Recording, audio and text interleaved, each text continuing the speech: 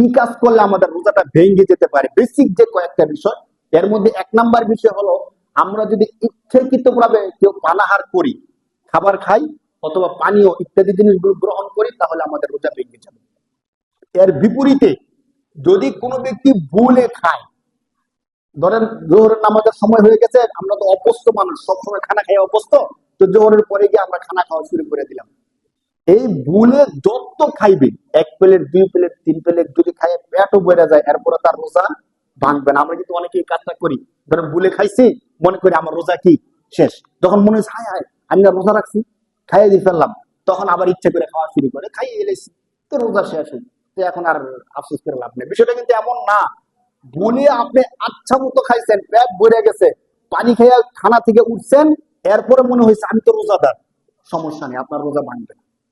হ্যাঁ, এই জন্য ওলামায়ে বলছেন যে কোন ব্যক্তি আপনি দেখছেন রমজান মাসে খাবার খাইতেছে ভুলে, এখন তার মুখের মধ্যে খানা আছে, এমন সময় আপনি গিয়ে কয়ে দেন আপনারা রোজা রাখছেন, আপনি খানা খাইতেছেন, তখন কি হবে, তার মুখের মধ্যে খানা, তো ওই অবস্থায় যদি সে খানা গিলে ফেলে, তখন কিন্তু আবার রোজাটা ভেঙে যাবে।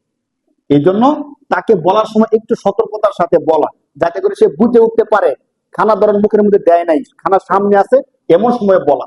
তা আমরা মাসালা কি বুঝলাম, ভুলে যদি কেউ পেট ভরেও খায়, যা খায়, পানীয় খায়, ভাত খায়, যা ইচ্ছা যত খাবার খায়, রোজা ভাঙবে না। আর যদি ইচ্ছাকৃত ভাবে অল্প কিছু খায়, তাহলে কি হয়ে যাবে, অল্প কিছু কেমন, যেমন আমাদের ছোলা বুট আছে না, ছোলা বুটের পরিমাণ এর থেকে কম কেউ যদি খায় ইচ্ছাকৃত ভাবে, তাহলে তার কি হয়ে যাবে, রোজা ভেঙে যাবে। ইচ্ছাকৃত ভাবে কেউ যদি ধূমপান করে, বিড়ি সিগারেট তামাক পান ইত্যাদি কেউ যদি খায়, তাহলে তার কি ভেঙে যাবে ভাই, রোজা ভেঙে যাবে রমজান মাসে। 2 নাম্বার। 3 নাম্বার বিষয়, ইচ্ছাকৃত ভাবে কেউ যদি সহবাস করে, তাহলে তার কি হয়ে যাবে, রোজা, ইচ্ছাকৃত ভাবে না, সহবাস করলে রোজা ভেঙে যাবে।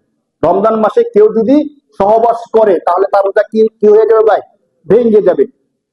ইচ্ছাকৃত ভাবে কেউ যদি বীর্যপাত করে, তাহলে তার রোজা ভেঙে যাবে। তবে কোন ব্যক্তির যদি স্বপ্ন দোষ হয়, স্বপ্নে যদি হয়, তাহলে তার রোজা ভাঙবে না। এই বিষয়টা আমরা একটু সতর্কতার সাথে খেয়াল রাখি। রমজান মাসে ঘুমের মধ্যে যদি স্বপ্ন দোষ হয়, তাহলে কার রোজা ভাঙবে না, তবে ইচ্ছাকৃত ভাবে এমনটা করলে রোজা ভেঙে যাবে। বমি, ইচ্ছাকৃত ভাবে যদি কোনো ব্যক্তি মুখ ভরে বমি করে, তাহলে তার রোজা ভেঙে যাবে। কিন্তু ইচ্ছাকৃত ভাবে না, কোন একটা গন্ধের কারণে বা যে কোনো কারণে বমি হয়েছে, যত বেশি বমি হোক, রোজা ভাঙবে না। মাত্রাটা একটু খেয়াল রাখি। ইচ্ছাকৃত মুখ ভরে বমি করলে রোজা ভেঙে যায়, কিন্তু ইচ্ছাকৃত না, অনিচ্ছাকৃত ভাবে যদি বমি করে, যত বমি করে, রোজা ভাঙবে না। আরেকটা গুরুত্বপূর্ণ মাসালা, রক্তের মাসালা।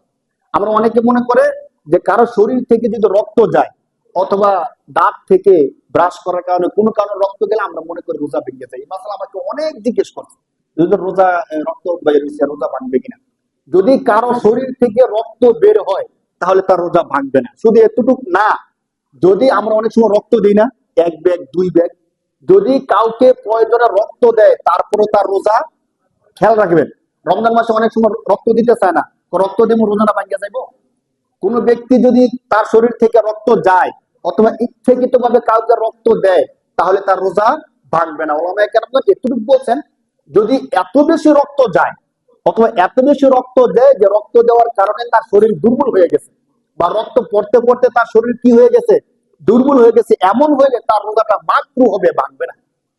তাহলে রক্তের মাসলাটা আমরা স্পষ্ট, রক্ত বের হোক, বের করুক, যা কিছুই হোক, তার রোজা কি হবে না, ভাঙবে না। যদি কেউ ইনজেকশন নেয়, তার রোজা ভাঙবে না।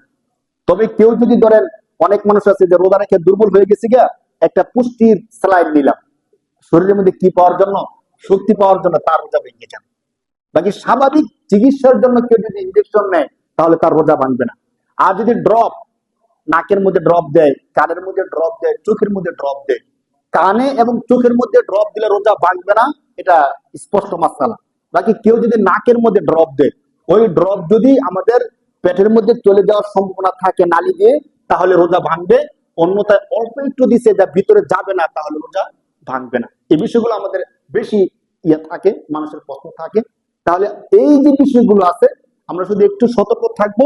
বাকি হাদিসের মধ্যে আসছে, রাসূল সাল্লাল্লাহু আলাইহি সাল্লাম বলেন, যে ব্যক্তি রোজা রাখলো কিন্তু অশ্লীল কাজগুলো ছাড়লো না, আল্লাহর কাছে তার রোজার কোনো মূল্য থাকলো না।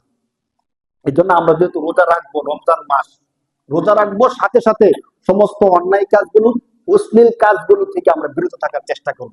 অন্য মাস যা করছি না করছি, অন্তত আসেন আমরা এই রমজানটা নিয়োগ করি যেন রমজান শেষ হওয়ার সাথে সাথে আমি এমন ভাবে আল্লাহর দরবারে উপস্থিত হতে পারি, একটা মাসুম বাচ্চা যেমন হয়ে যায়, আল্লাহ তাআলা যেন আমাদের জীবনকে তেমন করে দেয়, বলি আল্লাহুম্মা আমিন।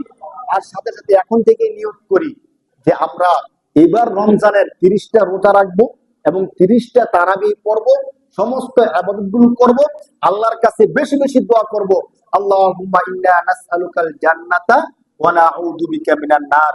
হে আল্লাহ, আমরা আপনার কাছে জান্নাত চাই এবং জাহান্নাম থেকে আশ্রয় চাই। সবাই দোয়া করবো তো ইনশাআল্লাহ।